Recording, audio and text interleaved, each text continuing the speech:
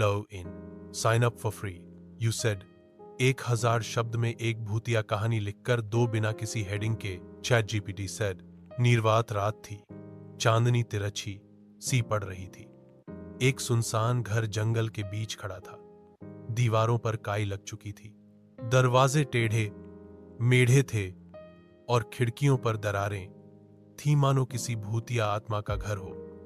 गांव वाले कहते थे कि यहां रात आते ही अजीब सी आवाजें आती हैं, कहीं मुरझाए फूल गिरते हैं, कहीं खुट्टों की खड़खड़ाहट सुनी जाती है, बीच बीच में धीमी चीख सी सुनाई देती है। कोई भी उस रात वहां पास से भी गुजरने की हिम्मत नहीं करता था। 24 साल पहले इसी घर में एक परिवार रहा करता था, पति, पत्नी, बेटी और उनकी नौकरानी। एक रात अचानक बेटी गायब हो गई। पूरे गांव में तंगदिली थी। पुलिस आई लेकिन कुछ निशान नहीं मिले। कुछ दिन बाद घर में रहने वाले बाकी तीनों की हालत बिगड़ने लगी। आदमी बीमार पड़ा रही और पत्नी अजीब सी बातें करने लगी।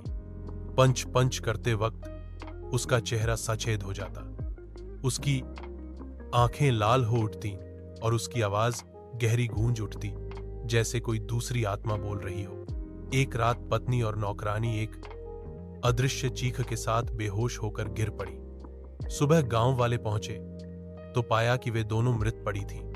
पति दिवालिया हो गया, अगली रात अपनी बाहों में गोली मार ली। उसके बाद से घर वीरान था, लेकिन अजीब घटनाएं रुकी नहीं थी। समीर, एक युवक, ऐसी प्रेत कथाओं में गहरा विश्वास नहीं रखता था। वह कहता था, मुझ में इतना साहस है कि रात में उस घर की गली से गुजरूं। गांव वाले कहते, प्रेत साधारण नहीं, अधूरी आत्माएं होती है, मिट्टी, लाश, बंद दरवाजों की गूंज, ढहते फर्श की आवाज, सब तुम्हारे भीतर उलट पुलट कर देंगे। लेकिन समीर चुनौती स्वीकार कर बैठा।